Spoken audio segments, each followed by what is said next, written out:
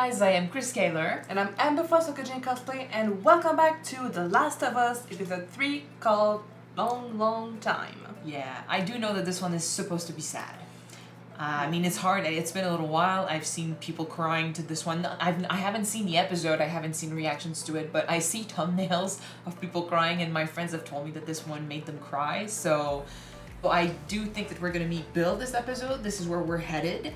Last episode was us seeing clickers for the first time, and Tess got bit. We got to say goodbye to her, and then she went out with a bang after telling Joel, you focus on the ones you can save, because you couldn't save her. You focus on Ellie, and you take her to Bill and Frank. We know from the game that Frank isn't supposed to be alive anymore. So I do kind of want to see, I wonder if we're going to see how he got, bit, he killed himself, right? He got bit and then he hung himself before he could turn, if I remember correctly. It's been a long time that I played the game, so... I've played it last year, so I think that's how he dies. And I do know that he and Bill were partners. So I want to see more of that in this episode, because I think this is the one story in the game that I'm like, they could make an episode about this. They could flesh it out, because show us the before. That was hinted during the game, yes, right? Definitely. It's hinted. He does say it's his partner, and some people were like, oh, they were friends and they were working together. But I always thought they were together. So, but we didn't see Frank die. We just find his body when they're looking for the car and the battery and stuff.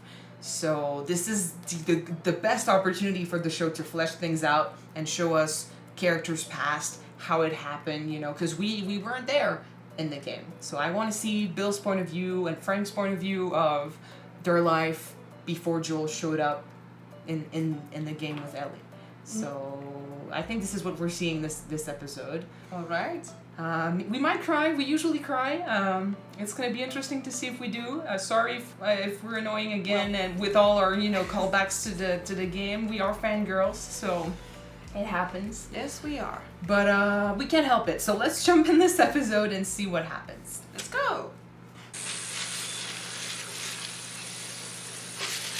Want a part of my sandwich? I got turkey. Look, I've been thinking about... But you're sorry. I wasn't going to say I'm sorry. Nobody made you go along with this plan. You needed a truck battery or whatever, and you made a choice. So don't blame me for something that isn't my fault. I was thinking that it would be easy to blame Ellie. But she's right. They did this themselves. They chose to do this. Tess was a big girl.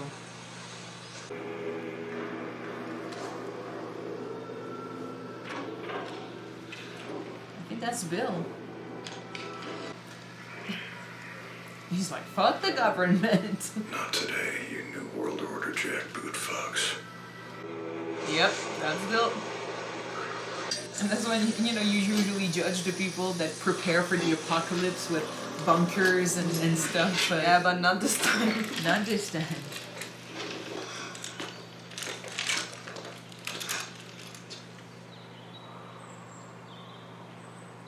Ambient nature sounds.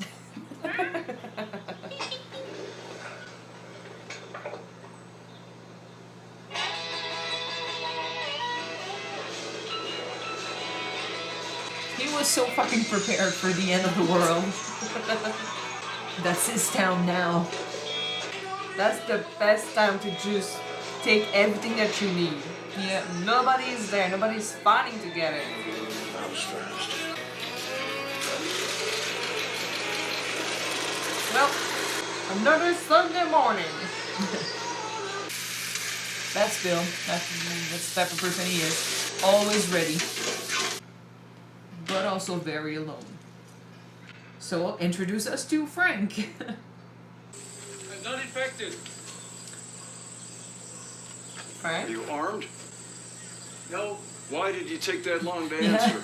I don't know. I thought about lying for some reason, but the reason didn't come. I'm just trying to get to Boston. I wish you didn't kill him.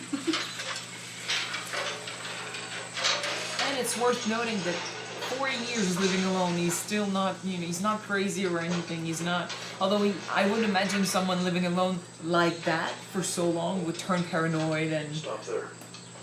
Well, like you said, Antisocial. he is really prepared. Yeah. So he got stuff to do, like a checklist to do by day, basically.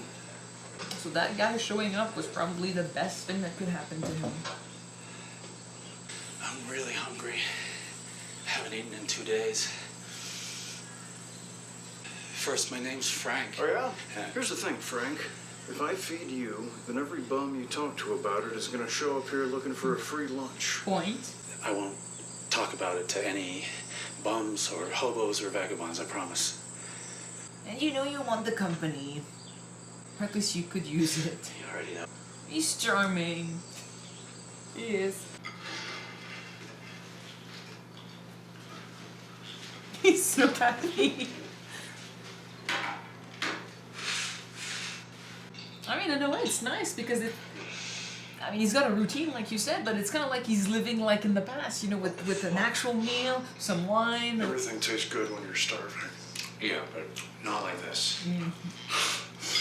Fastest way to him as hard as his stomach. I love him already. You know, sweet, chatty guy with a tough exterior type of guy, and you know, one is gonna make the other one open up a little bit and shed some of that armor. So I guess I'll be going then. It's late, you can spend the night. Come on, you know you want to say it. But first, I've been staring at this the whole time. Is it antique? 1948.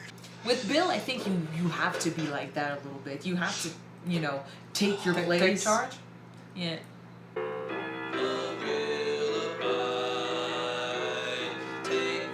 He's so uncomfortable. No, sir. No, thank you. Sorry. Nothing. Bad memories. He's not used to company. You know, seeing how he lived before and how ready he was for the apocalypse, I would assume that people stayed away from him. He's probably been through some trauma, you know, Yeah. before. Love will abide, but there's no one at my side. Maybe it's because the lyrics resonate in him differently. His heart has been broken before, for sure. So, who's the girl? There is no girl.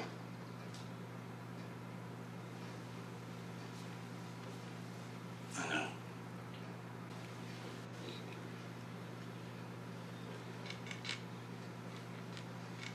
Gay people have gaydars, you know?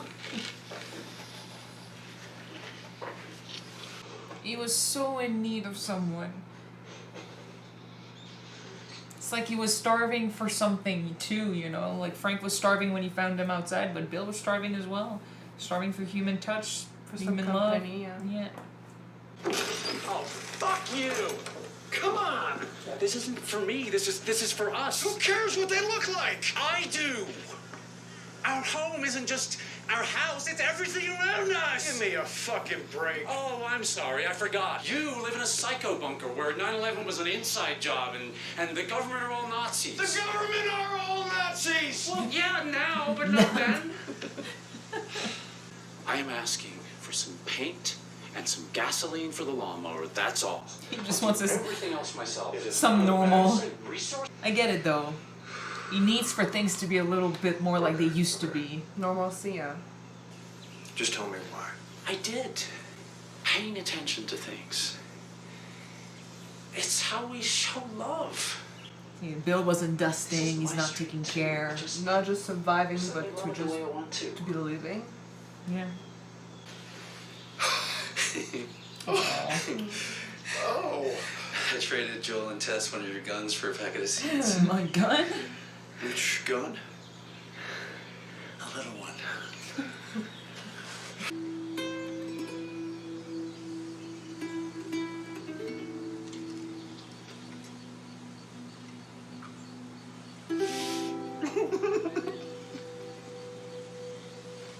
Giddy over a strawberry, you know.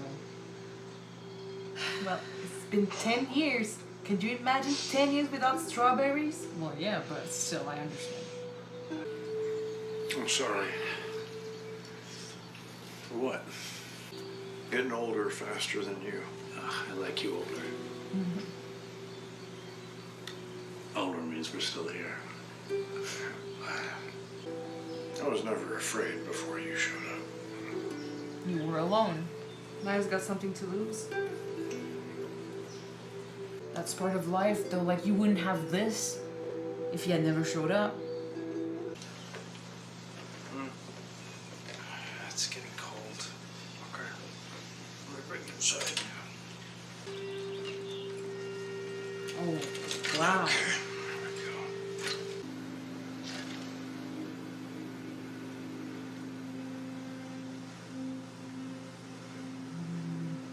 It's sad. He's kind of losing motion and he's dying slowly. But in an apocalyptic world where most people die because of infected people and, you know, raiders and stuff, like the fact that they can still have this semblance of normalcy is Yeah. pretty cool. But even then, you don't really have that much access to medicines and stuff to help you live It's through true, the but they day, can right? still, like, I mean, can you really say that you know? It is a luxury that not many people can have, yes. Back in I bed. promise you I'm gonna stay up. Why? Because this is my last day. Does he want to go on his own terms, kind of like Tess? Like he doesn't want to be a burden anymore? Just give me one more good day. You'll wear what I ask. We'll get married. Oh. And you cook a delicious dinner. Then you will crush all of these up, put them in my wine. Then you will take me by my hand, bring me to our bed, and I will fall asleep in your arms. I can't imagine being in his place, you know, in Bill's place. Like, no one wants to do that, especially since that guy is the reason why he's still alive and the reason why he's still living. They put that song? Seriously? The memories of their lives together.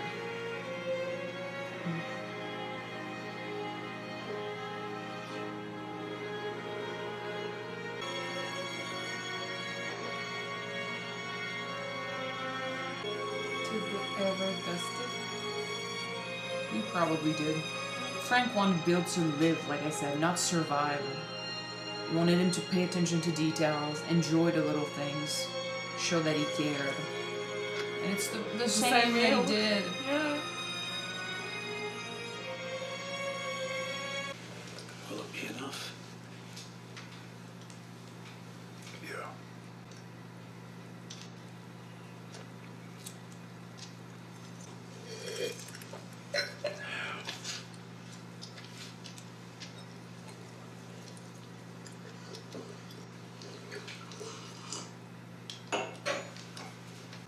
And the thing is, after all of this, like, if I was Bill, Were there already pills in the bottle?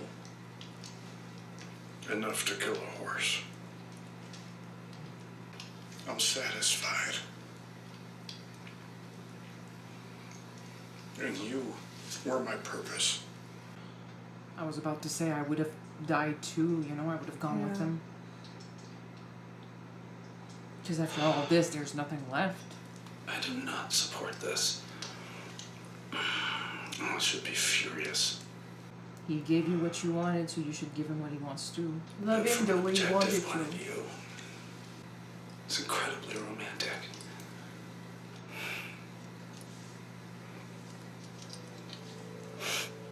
Take me to bed.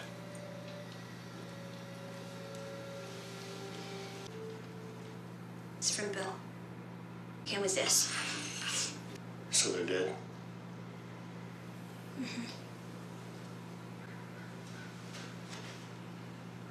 If you find this, please do not come into the bedroom. I'm guessing you found this, Joel, because anyone else would have been electrocuted or blown up by one of my traps.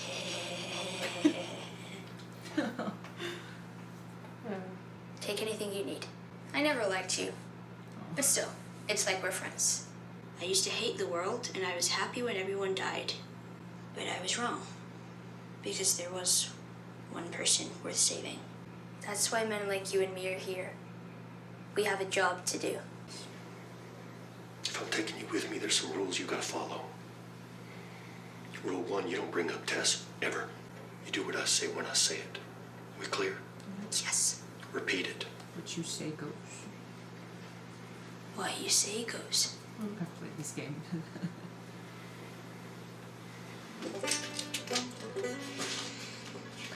Crouch and loot. Hey, The shirt? yeah.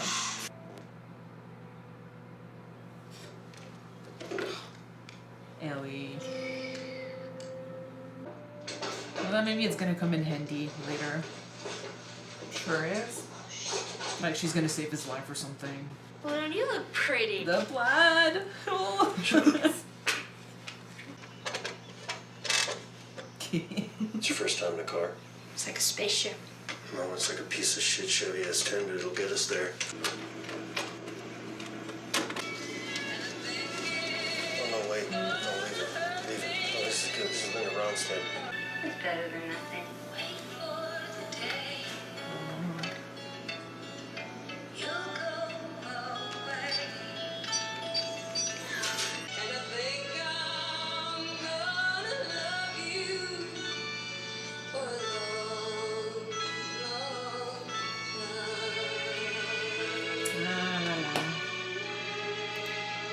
Didn't cry. We didn't cry. I But got. I'm freaking sad. I got almost teary-eyed. That's a huge change compared to the original character, but It's a huge change. I wasn't expecting that at all. Like I thought I was gonna know everything that was gonna happen in the show, but not because this. basically, the original character is supposed to be unhinged when we meet him for the first time. So, but it's true to compared to what we knew of Bill.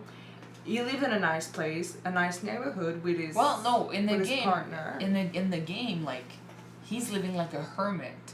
So I think the change is definitely sadder, more tragic, but it makes Bill. Bittersweet. It transforms Bill into a bittersweet character. Bittersweet, as in like he end his life. Well, I was about to say his life ended in a tragedy, but I think to be fair, in the world they live in with the apocalypse and stuff, like this is one of the best way to go. I think this is why I'm not crying or anything, because first of all, we're expecting death in this show. But it's, Second of all, they chose to go this way. Both of them chose to go this way. And yes, Frank was ill. Like, illness is intense. And because of this apocalyptic world, they never got, they couldn't have doctor's help or anything. But according to what he said, we can't cure that. We couldn't cure that before maybe before the event. Epidemic, and So- even less after it. Yeah. Maybe it was cancer, like, which I mean hits close to home. It really hits close to home. But if you think about it, dying peacefully in your sleep, in the arms of the person you love. With your husband, yeah. Yeah, they got married that day. I think we're gonna cry talking about it more than the episode. That's usually what happens. The more you talk about it, the more you get emotional. Yeah, but I mean, it's sweet. But I think because they chose to do it and they left it very private. In a show that's full of violence and full of death and gore, the fact that it happens off screen. We got some sweet, some love. Even in the end, like it's like they're teasing it a little bit. Like we're coming in through the window, so we know.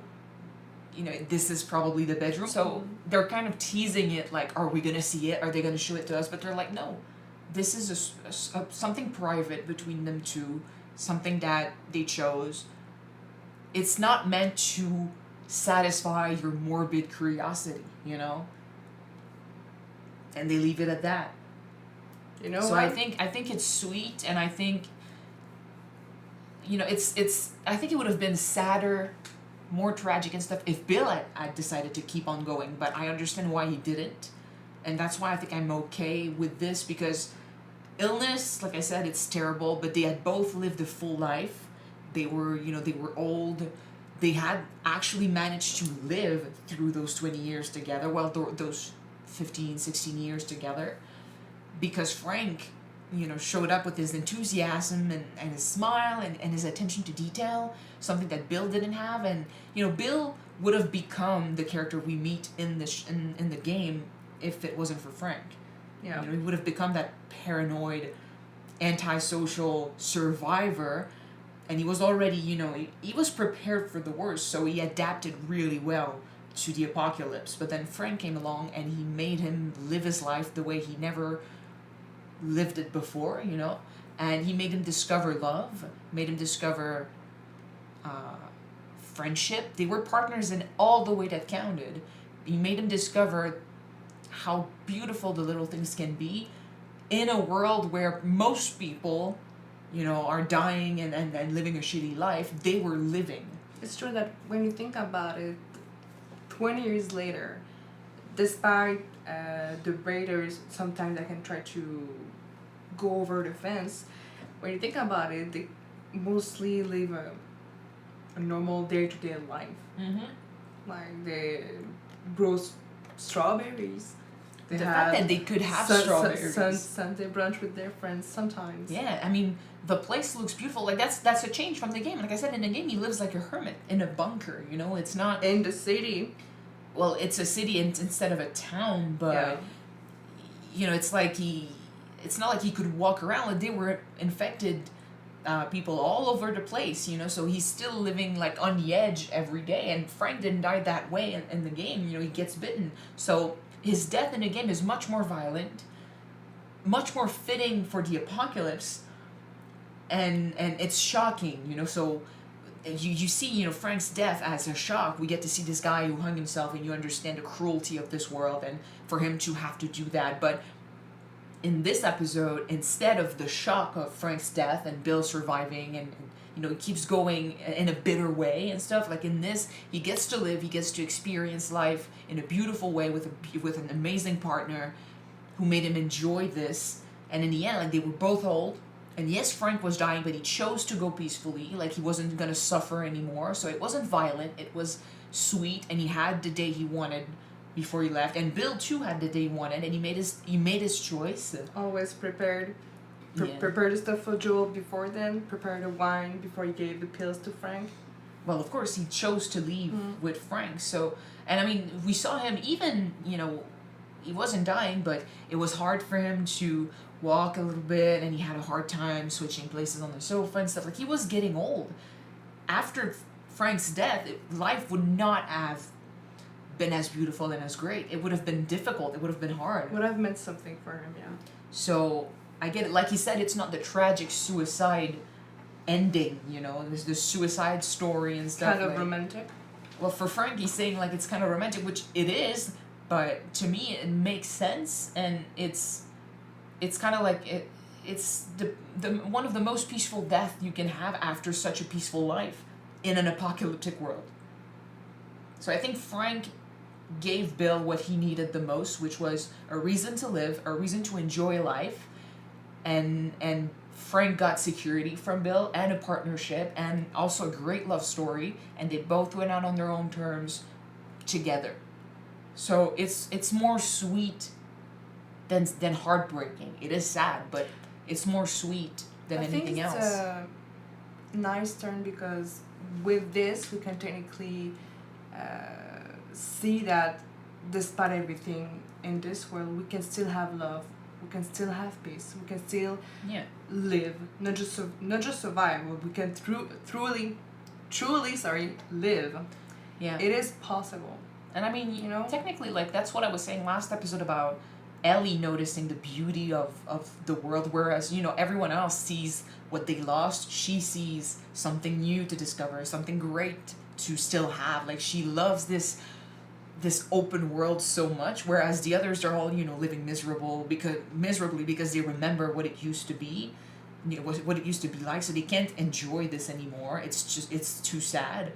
But yeah, in this terrible world, Frank managed to show us that when you pay attention to details, when you make the effort, it is still possible to have a great life You know, they made this their place, their home. It was beautiful. It didn't look destroyed. It didn't remind them, like, of course they had a fence, and yes, people attacked them here and there, but together they managed. Like, you be prepared. That's thanks to Bill and all his arsenal and his traps and stuff. So Yeah. Bill brought that to the relationship, security, but Frank brought life to the whole thing. And I think, you know, knowing what Bill could have become because of the game and how we saw him in the beginning, like I said, I don't know someone like that, but we've all seen those type of people in TV shows and movies, and or sometimes even, you know, in documentaries or on TV and stuff, like people that are so paranoid and everything is a conspiracy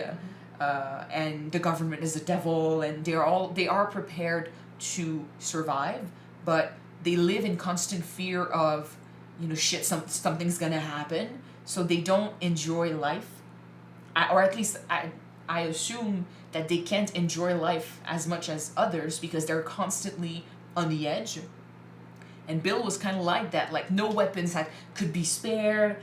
You couldn't have friends. You couldn't reach out to anyone because the people around you, you know, they're all potential enemies. They're gonna judge you. They're gonna put you down. And I think that's why he's so sad when he plays the song. The lyrics mean so much to him. He plays it in a very sad way because it resonates inside of him. He's got no one.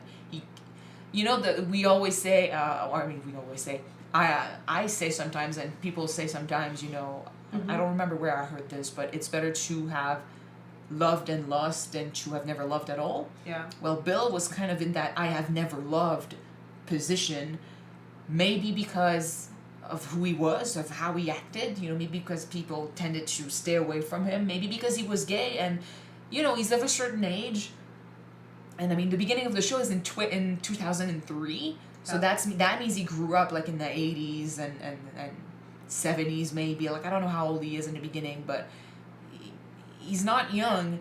So as he grew up, as he was a teenager and stuff, like maybe he had to keep inside what he was and what he wanted, so people wouldn't judge him. And if people knew that he was gay, maybe they did judge him. Maybe they pushed him away even more. And so he never had a relationship, or maybe he was afraid of having a relationship because he's used to being rejected, or he's afraid of being rejected. So he had a thing with a girl once, but that's not who he is, and he could never really express himself and live his life the way he wanted it. So Frank was the best thing that could happen to him. He hears him, he guessed it, like, okay, I know what you need, I know what you don't have. You need human contact, you need love, you need someone by your side.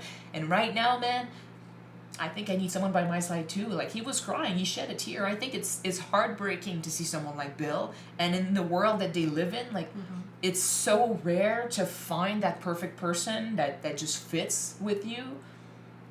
And I mean, that can manage to live that long, you know, even though they died of illness, they still lived 15 years together. So that's pretty great. In an apocalypse, if you think about it, it's great. So yeah, I love what they did with this. I love the backstory. I love the changes, because it changes Bill completely, but it shows you a different side of this story, a different side of this apocalypse that we don't see at all. But with it brings others. us back to the fact that, like you said, the worst enemy in this type of world is not the monsters, it's humans. Because the monsters are... they're like animals. They react like on animals, instinct. but they're prévisible in English, what is it? Predictable. Predictable, yes, thank you. As for humans, you don't know how they're gonna react, what they're gonna do, if they're gonna be friends or foes. But what we just saw, everything is bring us back to the fact that you can make your own choices. Let me just say one thing though. I would say the humans are the real enemy, because the infected can't be malicious, you know? They don't manipulate, they don't lie, they won't turn on you or anything. Whereas humans... You know what to expect with them. Well, yeah, but whereas humans, you know, they could be sweet-talking you. Like, that's why he was so scared of Joel in the beginning, Joel and Tess. Like, who knows what these people want and what they could do. But Frank was like, he still believed in humanity, so he gave them a chance, and that worked out. But who knows what these people want. Like, if they find out that you have all of this, they could backstab you and steal your stuff. Like, that's what humans do sometimes. They, in order to survive, they will manipulate, they will lie, and they will they will betray you. Whereas monsters can't do that. They're like animals. Like they don't think like that. They can't. It's instinct for them. They eat. That's all. It all comes back to the choices we make. Yeah. But humans, like, they have the capacity for evil. That's why they're the real enemy.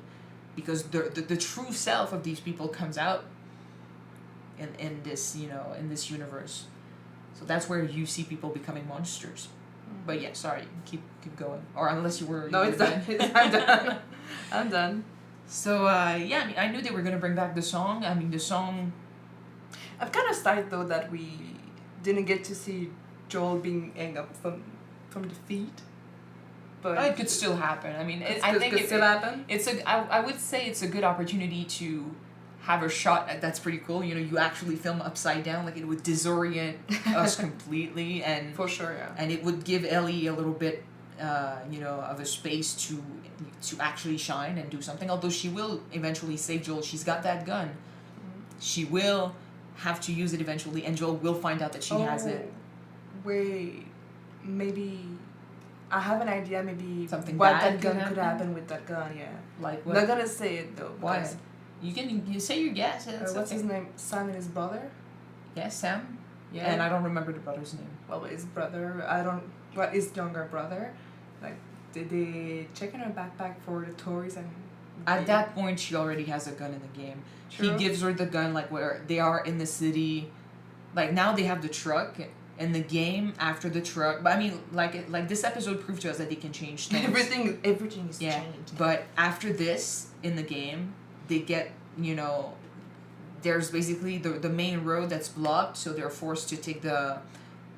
La bretelle, basically. So they're forced to go through the another exit? way. Well, yeah, the exit. And they get ambushed by raiders and, bandits. And while they're fighting these people, eventually Joel is like... they get separated, and Joel gets attacked, and Ellie kills the guy. She picks up the gun, and she kills the guy. So Joel is like... pissed at first, but then he's like, okay, take the gun. Like, that's when he gives her the gun, because she kind of proved herself. She used it to save Joel's life. So he's like, okay, I'll give you a gun. And then later in that same chapter, sort of, he's kind of like, okay, I'll give you like a hunter rifle. You protect me. Like, that's when he shows her, okay, I trust you with the gun. You can protect me. So I think her having this gun will lead to Joel maybe needing help. And she'll use it, and that's when he'll notice, oh, first of all, you've had a gun this whole time, so he could be pissed. But then he'll know, like, she needs to prove that she's capable. Because I think at this time, he sees a little girl who's so, like, she grew, like, we always say in the show, like, oh, the kids that were born in this universe, in this environment, they're probably tougher than the kids from before, in a way. But still, they lived their entire lives behind walls. Kind of sheltered, yeah. Kind of sheltered. So, whereas Ellie is more badass, more, she curses, she's rude. She's more everything. Well, I mean, yeah, because, I mean, she doesn't have to be polite. Like, she lives in a fucking military base with soldiers and people who do those things. They curse, they steal, they kill. So she's used to that, but she's never been outside in the shit. So she thinks she's ready, but there's a good chance that she's not, because she's still very new to this. So I think Joel, when he looks at her, he sees a kid, and he's more afraid that she'll shoot him by accident or herself by accident. Yeah. He doesn't trust her with the gun, so she has to prove herself. So the gun will come back for sure. I think she will use it to save him, and that's when he'll be like, okay, fine, you can keep it. We'll see how they're gonna bring that up, so yeah. Yeah. But, aside from that, like I said, since they changed so much about Bill in this episode, a lot could change. Like, I don't know. I do know we will meet bandits. Well, I hope we do. But from then, I don't know. Tommy is still far from. It's not gonna happen now. Sam and his brother could be next episode or the one after.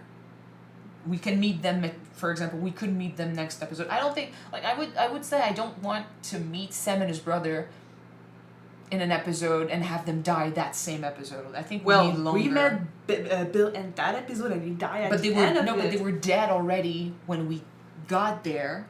So the entire episode is about their backstory and how they got to that moment. Whereas for Sam and his brother, they are gonna spend some time with them. Like they need to fight some bandits together.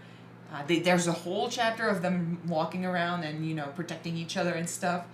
And eventually they get to the tower, and that's where everything happens. So I think we could have at least 2 episodes with the brothers. So maybe we meet them next episode. We might cry for these 2 then. I don't know. Like that's the thing. I always expect myself to get emotional. I was expecting myself to be very emotional in this one because I was like, well, I mean, Well, I got teary-eyed. So I got in a teary-eyed point, too. yeah. But this is Last of Us. First of all, we do know what happens, so that already takes away the surprise. But then they still managed to surprise us with some stuff. I wasn't expecting this to happen the way it did. I was expecting it to go a different way. But like I said, I don't think they meant for us to be completely torn over this. Like they wanted us to feel like Bill, at peace with the decision that they took, because it's not like faith got in the way and destiny or whatever, and you stole Frank from Bill. Like he got sick, but they were both so old at this point, and they went out together peacefully. So in my mind, like it's completely different than for example Tess, whose death happened so quickly. It's a shock. We expected it because we knew it was going to happen, but with Tess, her death, it's not sad. It's meant to be shocking because it's so fast and we don't have time. Like that's how the characters feel. Those episodes are great when it comes to us relating to the characters, because they don't give us time to grieve those characters much. Just like Joel doesn't have time to grieve Tess. When she's about to die, he has to run away. There's no time. That's the reality. And Bill and Frank, though, they had a whole day to get ready and to prepare themselves. So I think we got to feel at ease with their decision. So that's why I think it's sad, but that's their decision. It's more sweet than heartbreaking, Yeah. And like I said, like it could have been so much worse. Like they could have, like Bill could have found Frank hanging from the ceiling somewhere, Well, like I said, my first thought was that maybe Bill kind of might have survived the drink. Yeah, but then like he would have probably killed himself. Like I was expecting him to do that. I was literally, when he said, when Frank noticed that he took pills too, I was about to say, if I was Bill, like I wouldn't be surprised if he killed himself after, because what do you do after? Frank was the one that gave him a purpose. Frank was the one that made him live, made this worth it, because otherwise he's surviving for the sake of surviving, but at his age, there's nothing left to do. He's already had a full life. He's lived all of it. He's experienced all of it. So I think he's happy to go this way. Especially in a world where you can die like Tess, or you can die like all those infected people who got bit and transformed. You could be tortured by bandits. You could be, you could die slowly. Like he got shot when they got raided. Like he could have died slowly in Frank's hand, and then Frank would have been alone for years. Like that would have been worse. So yeah, best case scenario, I think they picked it. It was the best case scenario, yeah. All right.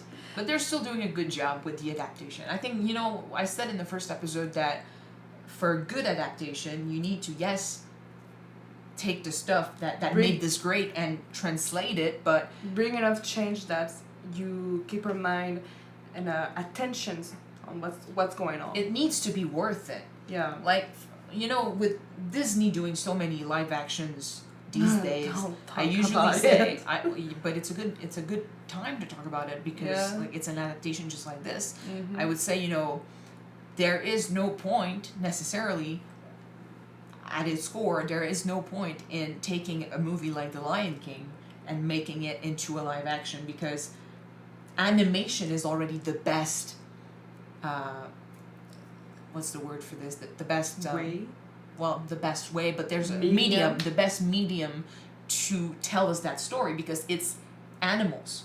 If you make it into a live action, animals don't have facial expression. So there's no point, because the live action actually gives you less than the animation because you don't get to see emotions from your characters. There's nothing that they can do realistically in the live action that you can't do it in the animation. And in the animation they can even do more than in the live action because they can play with leaves and stuff, like when Simba lays down and there's that gust of wind his and stuff. scent is going to Rafiki instead of a ball of shit. When it's animated, it's nice, it's beautiful, it makes sense. But when it's realistic, it's actually disgusting.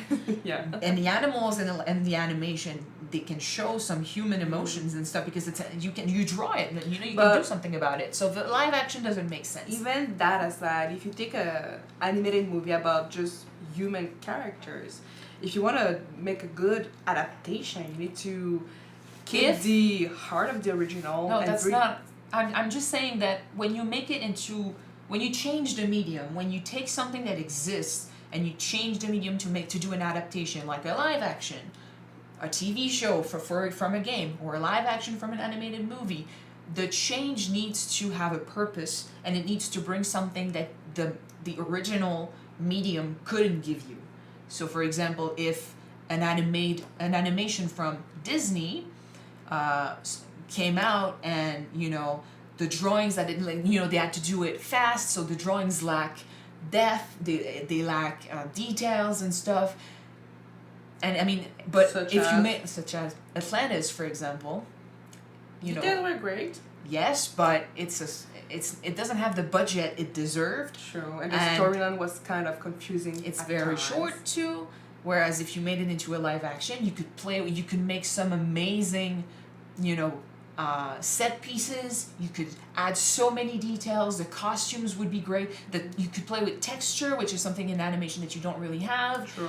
There's so much details from, for example, again, Atlantis, like I said, that you could add in the live action that you couldn't have in the animation. And especially since the animated movie didn't really make an impact. I love it, so it doesn't really, Well, the impact wasn't as much as they expected at that time. It didn't leave a mark. Didn't they have to cut? I don't remember. I don't know. A bunch of it. I don't know. But in any case, like, it's a movie that not many people remember, or at least it's not a movie that left a big mark compared to other Disney movies. Others, yeah. So it's something that kind of deserves a comeback if you think about it. So I would say, like, if you want to make a live action of a movie like that would be worth it because you can add to it. When you take a video game and you make it into a TV show, you need to make sure that your TV show adds to the material. So, like I said, backstories, details, flesh out your characters. So something like that is amazing, and I think this episode is the proof that a TV show was worth it. Because all of this backstory, we couldn't get it. Aside from if you leave 1,000 notes everywhere in the game, and the player stops at every note and reads it. And tries to, piece together the story. You can't have that in a video game because you gotta have gameplay. You can't just have story, but in a TV show you have the time. You can flesh it out. So this episode to me is it's one of the first episodes or first instance in the show that really proves to me that a TV show was worth it for The Last of Us. Alright. The addition to the story. Good. A bunch of words to talk about Disney and to repeat something I said in episode 1. Yeah. But yeah, I mean, that's what discussions are for. In any case, it was a really good episode, and it really makes me wonder what they're going to do next, because now that we know that they're not afraid to change things up, I'm like, okay, what else are you going to change? It's going to be... But I mean, we expect some changes, like minor changes.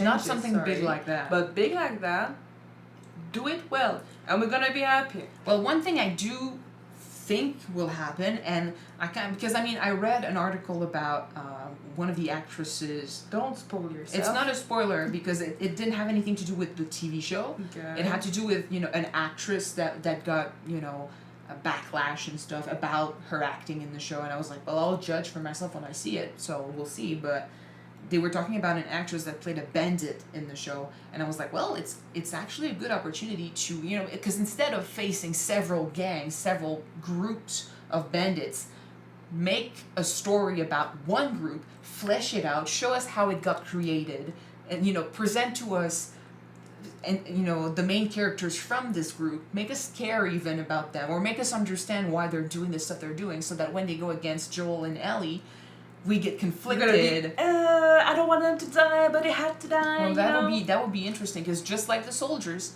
these people also, I mean, they are shitty people, and I did say, I don't remember in which episode, but I did say some people probably felt better in this apocalyptic world. Episode 1. Maybe, or 2, but some people probably felt better in this apocalyptic world than they did in the old one, because in this one they get to start anew, have power, and just be stronger. So the bandits are a good example of that, and I kind of want to see more about these people, you know, how they became like that. Just not just, you know, antagonists that we have to kill in the game. So if they can do a backstory episode about Frank and Bill, make it interesting, and, you know, make us really care for these characters, and just give us that, I think they can do it with the villains as well, and that could be interesting. All right. Yeah, I really need water, so. Okay, so that was episode 3 of The Last of Us. Hopefully you guys enjoyed it. Long time. Yeah. If you want to see the next episode right away, it is on Patreon already. You can check it out. The link is in the description below, as well as the full reaction to this episode. So. And if you don't, the next one will be on YouTube next week. So Yes. see you then, guys. Bye.